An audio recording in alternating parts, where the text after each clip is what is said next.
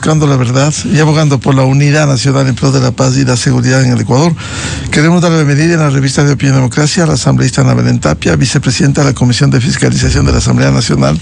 Algunos temas de interés vinculados con la comisión y también con las denuncias personales que se han formulado, que están en la Comisión de Ética, tendrá que pasar al CAL.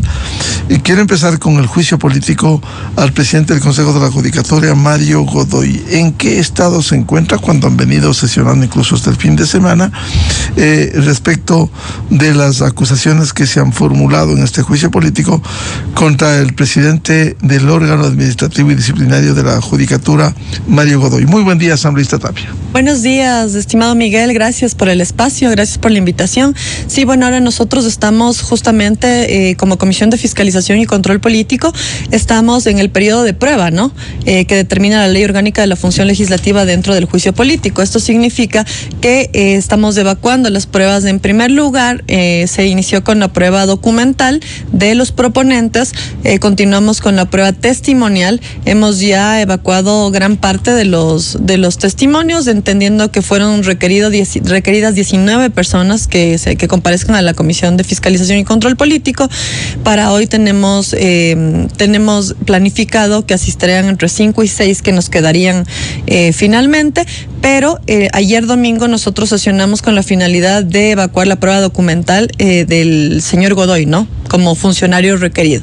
Lamentablemente, dentro de la sesión de ayer hay unos documentos que ingresaron de parte del Ministerio del Interior y que tienen que ver con información reservada, que está catalogada como reservada y confidencial, y de acuerdo a lo que determina la misma Constitución y la norma, nosotros teníamos la obligación de mocionar que se declare esa parte para poder evacuar solamente esa prueba de la sesión reservada, no como se ha tratado de manifestar que quisimos que se torne reservada toda la sesión, no, solamente la parte donde hay que evacuar esta prueba documental que tiene que ver justamente con documentos del Ministerio del Interior y que de hecho tiene información personal o personalísima de algunas personas involucradas en estos hechos que estamos nosotros investigando o sustanciando, más bien como Comisión de Fiscalización y Control Político.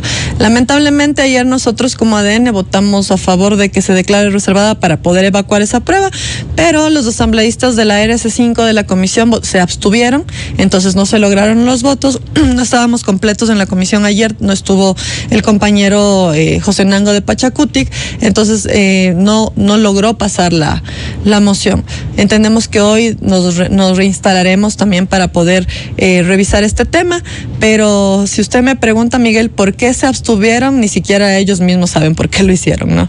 Entonces, no sé si era para alargar, aunque tenemos 10 días, o tal vez para molestar o para incidentar las sesiones como ya hemos venido viendo en estos últimos días. Pero en todo caso, hoy nos vamos a reinstalar para poder evacuar la prueba testimonial que falta, más la documental que sería reservada, y con eso, bueno, Dios mediante, mañana martes que termina el periodo de prueba, los 10 días, tendríamos evacuada toda la prueba.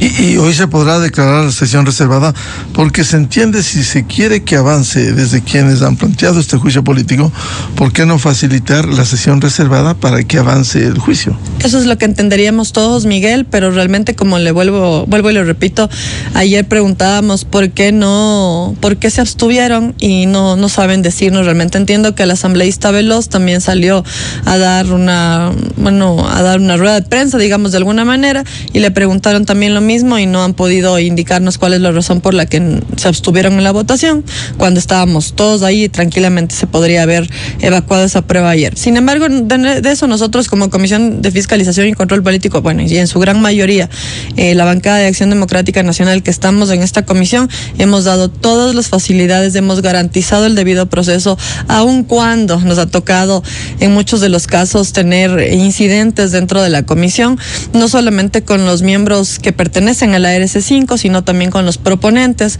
que realmente el espacio o el ambiente en el que se ha manejado el juicio político por parte de ellos ha sido muy, muy hostil. Y bueno, sin embargo, de eso nosotros hemos continuado. Se ha tratado de sentar una narrativa maliciosa, una narrativa falsa en cuanto al hecho de que posiblemente los comisionados que pertenecemos a ADN estaríamos inclinándonos para uno u otro lado dentro del proceso político, pero aquí hay que dejar claro algo, Miguel. Nosotros como Comisión de Fiscalización y Control Político somos sustanciadores, no somos quienes decidimos, porque en todo caso, el Pleno. Exacto, el Pleno de la Asamblea Nacional es el que juzga, ¿no? Y la misma ley determina que con informe o sin informe de la Comisión de Fiscalización, el caso irá al Pleno, ¿no? Entonces realmente esas narrativas falsas que se tratan de imponer, más bien yo creo que son el fruto de la desesperación de los proponentes en cuanto al hecho de que sus argumentos han sido bastante vagos frente a muchos temas, y también al hecho de que, bueno, ya es costumbre, ¿no? Tratar de generar o de hacer que todos los espacios dentro de la Asamblea Nacional, que es el primer poder del Estado y que nosotros respetamos absolutamente, ellos lo han tratado de convertir siempre en un show mediático que más bien genere likes y genere comentarios, y no realmente lo que los ecuatorianos necesitamos, que es verdad, transparencia y resultados. El planteamiento para que sea reservada se presume que son datos muy sensibles que hay que conocer de manera reservada. Así es, de lo que yo no le podría decir, Miguel, todavía qué exactamente hay en esos documentos, porque al no haber sido evacuada, nosotros no tenemos realmente no hemos podido todavía tener esa prueba en la mano. Sin embargo, de lo que ha manifestado el Ministerio del Interior justamente es que en esos documentos hay datos personalísimos, ¿no? De algunas personas o de una persona respecto de este tema. Por ejemplo, podrían estar, pienso yo, Miguel, podrían estar informes de riesgo, que lógicamente eso sí es información reservada y confidencial. No vamos a exponer a la luz pública el porcentaje de riesgo de un servidor, una servidora, porque eso realmente es ponerle en grave riesgo, ¿no? Valga la redundancia. Entonces, nosotros tenemos una obligación de cumplir con la norma, y eso es lo que hemos estado haciendo como Comisión de Fiscalización y Control Político, garantizando el debido proceso, el derecho a la defensa, garantizando la igualdad de armas que decía la asambleísta Veloz, que supuestamente a decir de ella no ha existido, pero realmente el tiempo ha sido total. Les hemos permitido decir y hacer lo que han creído conveniente, dentro lógicamente del marco por lo menos del respeto, ¿no? Pero en todo momento se ha garantizado absolutamente todo. En alguna instancia dijeron que nosotros bloqueamos la comparecencia del juez Serrano, lo cual fue totalmente falso. Lo que pasó es que los proponentes le anunciaron como prueba testimonial, pero jamás pidieron que se haga por vía telemática, no nos oficiaron absolutamente nada, ni siquiera la confirmación de que iba a comparecer. Cuando ya nos oficiaron, se hizo que se permitió la comparecencia, pero claro, también, mire, hemos tenido un orden de comparecencias, ¿no? Y en algún punto ellos han querido manipular los órdenes, tratar de que la comisión haga lo que ellos han requerido, y tampoco así funciona, porque tenemos una presidencia, tenemos una dirección, tenemos una ley orgánica de la función legislativa, y tenemos sobre todo una constitución que ellos mismos lo saben, es una constitución totalmente garantista, y lo que nosotros hemos hecho es pegarnos lo más posible a la norma. Si bien es un juicio político, esto no significa que al ser un juicio político nosotros tenemos que pasar por alto las disposiciones de la Constitución, más bien tenemos que garantizarlas, ¿no? Entonces eso es lo que hemos hecho. ¿Estarán completos este lunes para avanzar en el juicio y que se pueda determinar como sesión reservada, como se ha planteado?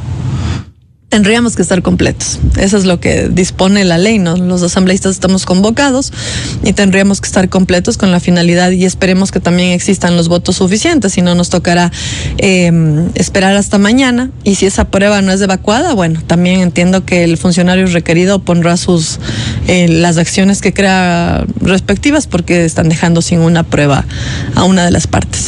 ¿Y esto sería hasta el día de mañana que terminan los 10 hasta el día de días mañana de periodo? Así es, hasta el día de mañana es el tiempo máximo que tenemos, el plazo máximo, el plazo dice la norma, que tenemos para poder evacuar absolutamente toda la prueba. Y desde luego de los 10 días, ¿qué viene? Bueno, después de los 10 días viene otra etapa, que es justamente la etapa de la elaboración y la aprobación del informe que saldría por parte de la comisión. Para eso tenemos el plazo de 5 días, que podría, de acuerdo a la norma, extenderse por 5 días más, si es que dentro de la Comisión de Fiscalización y Control Político sesionamos y votamos para que así sea. Lo que sí le voy a decir, Miguel, es que la información que hemos recibido es mucha, ¿no?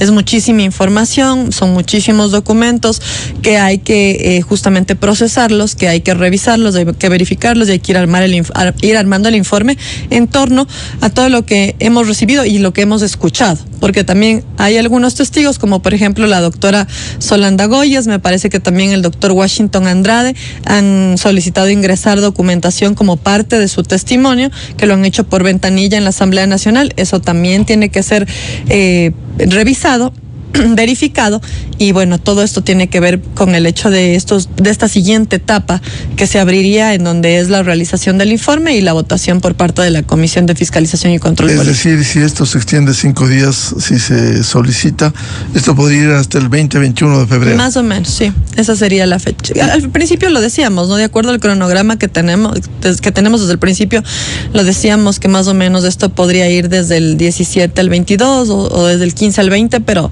esos son los plazos con los que nos hemos manejado desde el día 1, y bueno, estamos cumpliéndolos.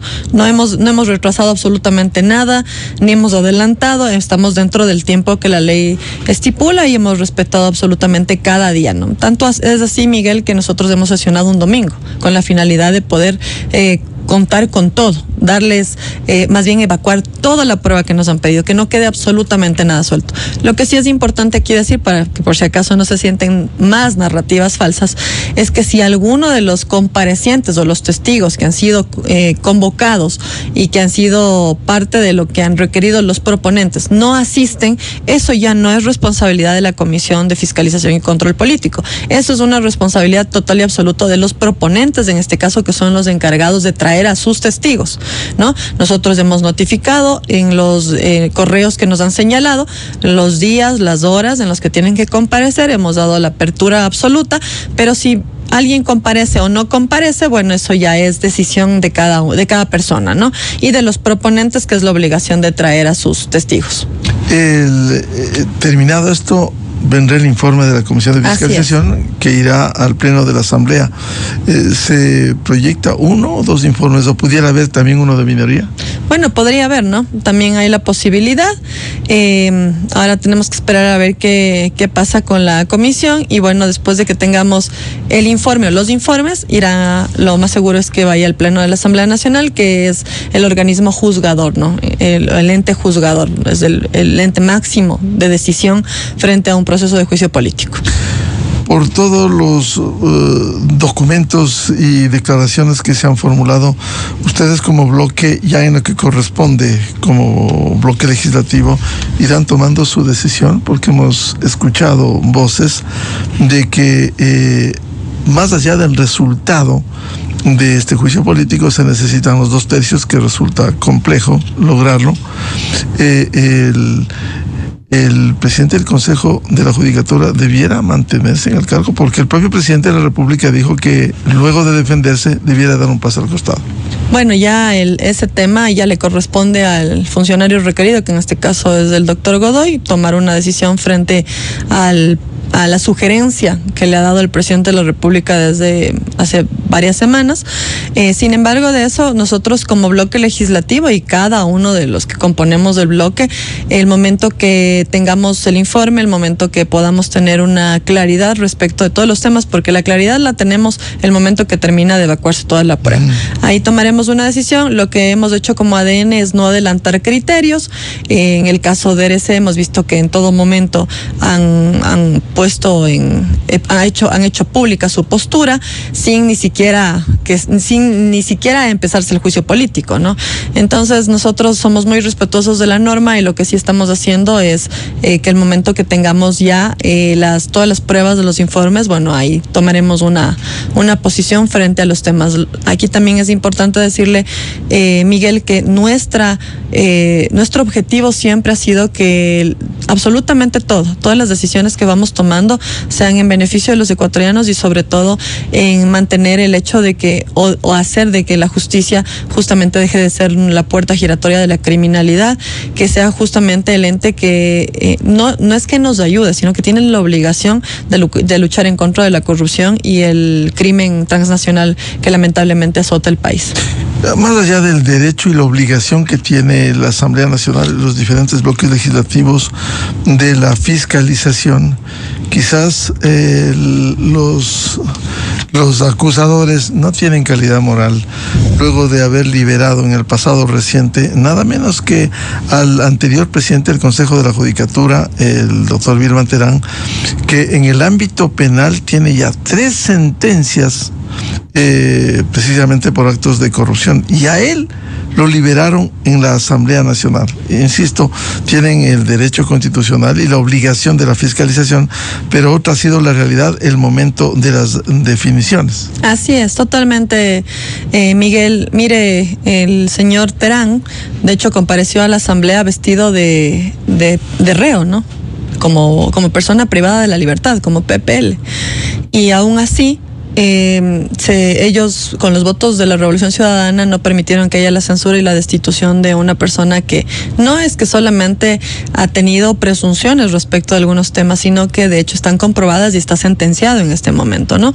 Entonces, y que fue realmente un sainete el que se vivió en ese entonces, en el Pleno de la Asamblea Nacional. Bueno, yo le hablo que en ese entonces como ciudadana pude observar, ahora desde dentro como asambleísta, bueno, nosotros lo que hemos hecho es justamente tener un juicio político ordenado, un juicio político que tenga o que respete las garantías del debido proceso, el derecho a la defensa, la igualdad de armas, digamos de alguna manera, entre las partes, y que en todo momento hemos tratado de que estas sesiones se lleven con la calma, con la tranquilidad y la altura que el pueblo ecuatoriano requiere, pero lamentablemente los proponentes no han permitido que así sea, sino más bien se ha convertido en una serie de hechos para sentar una narrativa de quién grita más es el que tiene la razón, y no, así no se puede seguir llevando las cosas, ¿no? Y como usted bien manifiesta, mal podrían ellos generar algún tipo de criterio en cuanto a moral y ética respecto de estos temas cuando ya actuaron de una manera diferente en el pasado, ¿no? Y cuando veíamos que realmente ahí habían temas bastante serios. Quiero tocar otro tema de coyuntura. Usted como denunciante contra el asambleísta de la Revolución Ciudadana, Juan Andrés González, por presunto cobro de diezmos. ¿Cómo ha avanzado esto en la Comisión de Ética? ¿Habrá pruebas, testimonios que demuestren esta presunta grave irregularidad? Sí, Miguel, bueno, yo creo que quiero hacer un antecedente ahí. El 10 de diciembre pasado, el 10 de diciembre del 2025, yo recibo en mi correo electrónico institucional una denuncia por parte de un ex asistente del asambleísta Juan Andrés González, que por respeto a él me voy a reservar el nombre, a pesar de que ya ha sido público. Sin embargo, eso creo que es importante. El señor ha sido tan maltratado y tan victimizado en estas últimas semanas, que creo que hacerlo nosotros también no es lo más lógico. Sin embargo, de eso contarles que yo recibí una denuncia como asambleísta, y no le hablo como vicepresidenta de la Comisión de Fiscalización, sino como asambleísta, como persona, y como una persona que realmente tiene las credenciales morales y éticas para hacerlo.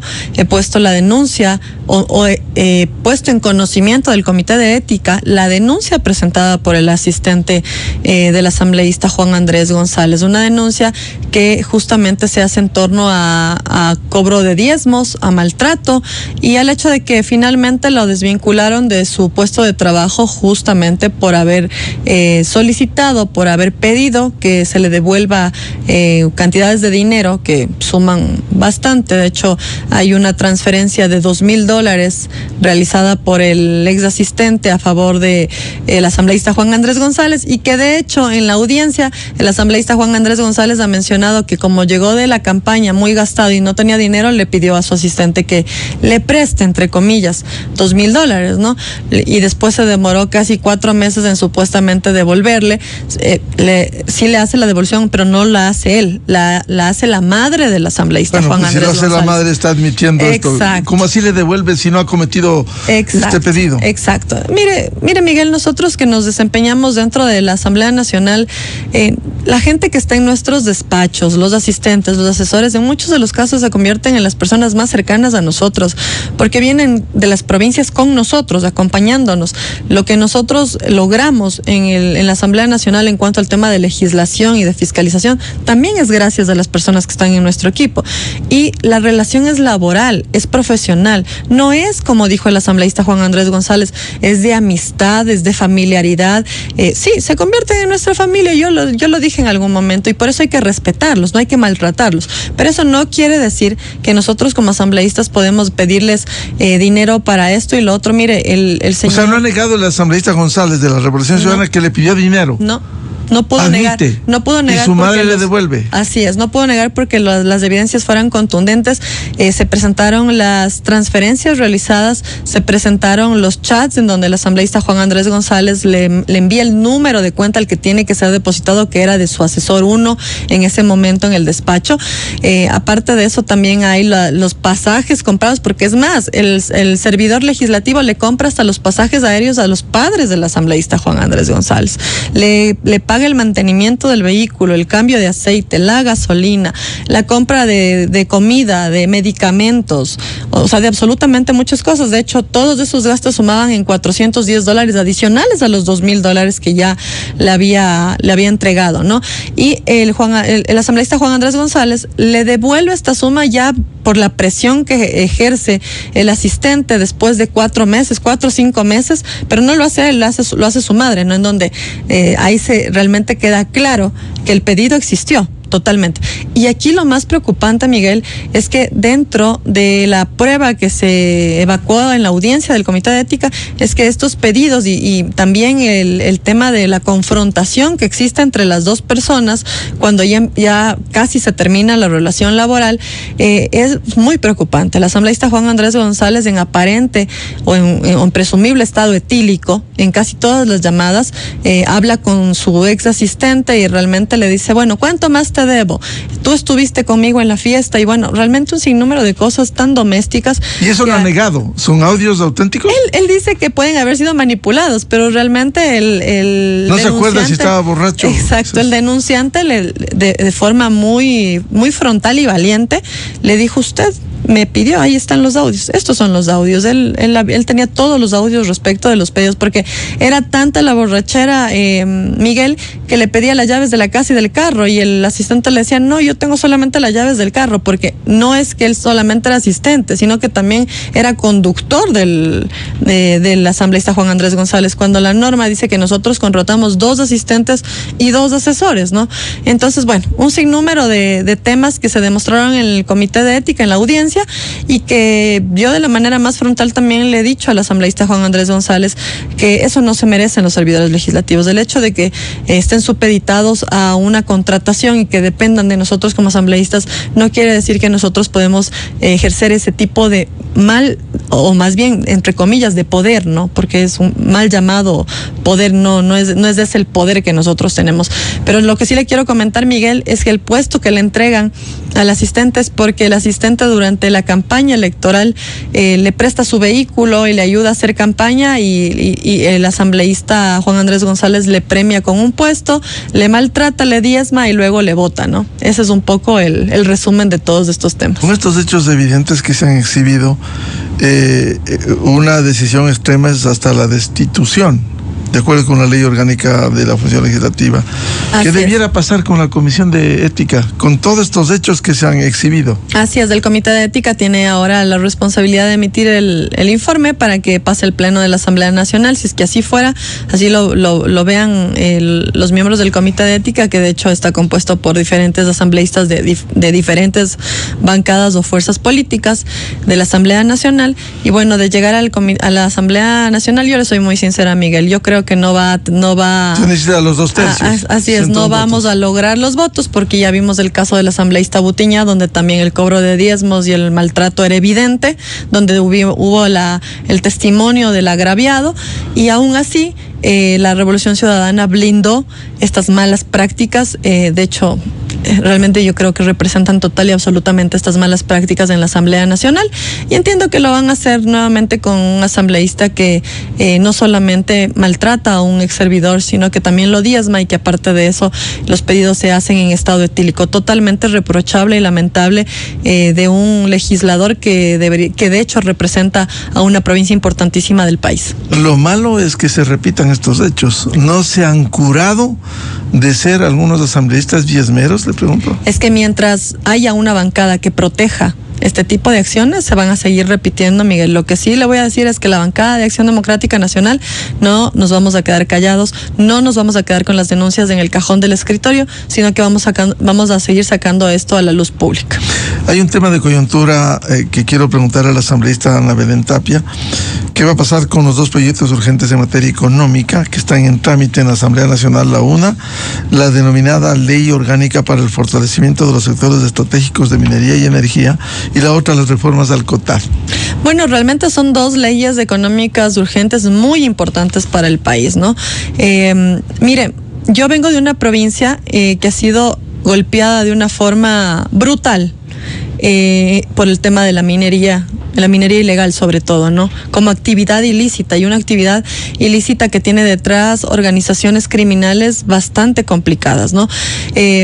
Nosotros hemos vivido siempre un ambiente de paz. Yo siempre he dicho que yo vengo de un paraíso en la tierra, porque realmente eso es lo que yo considero a la Amazonía ecuatoriana, y sobre todo a la provincia de Napo, que es a la que tengo el honor de representar. Pero lamentablemente, mire, tenemos más de 1.700 hectáreas acabadas, devastadas por la minería ilegal. El presidente de la República, a través de la ministra de Energía y Ambiente, ha tomado una decisión importantísima, que es cesar todas las actividades mineras en el territorio de la provincia de Napo, y sobre todo lo que tiene que ver con el río Napo. Y bueno, muchos dicen, es del río Napo, sí, pero los afluentes del río Napo son casi todos, ¿no? Los que tenemos en la provincia.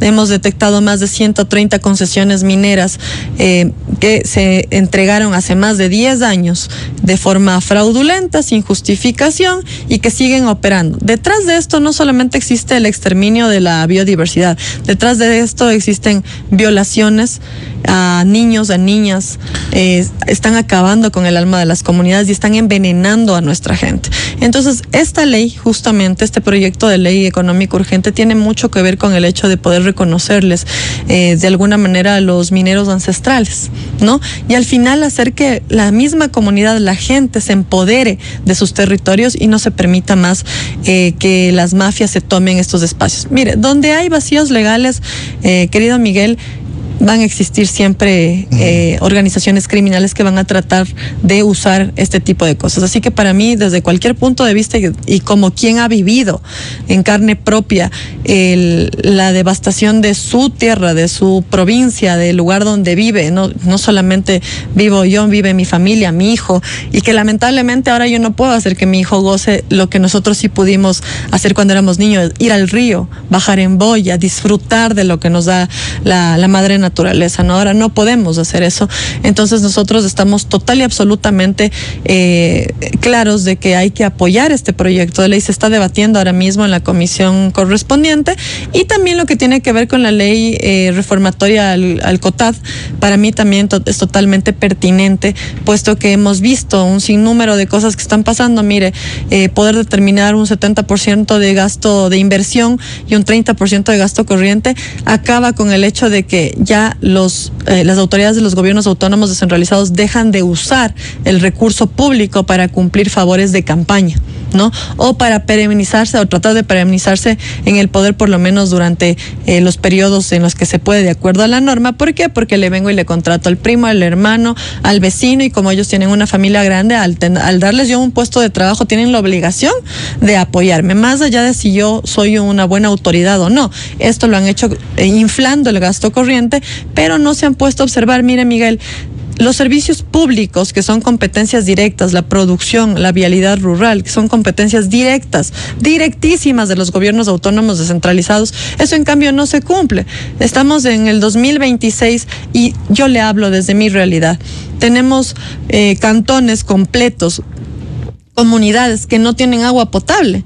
Y si estamos hablando de la lucha en contra de la desnutrición crónica infantil, el no tener agua potable, eso potencia todavía aún más este mal que les está azotando a nuestros niños, ¿no? Entonces, eso es lo que no ven las autoridades de los gobiernos autónomos centralizados. Entonces, para nosotros es totalmente pertinente esta reforma a la ley que justamente conduce o que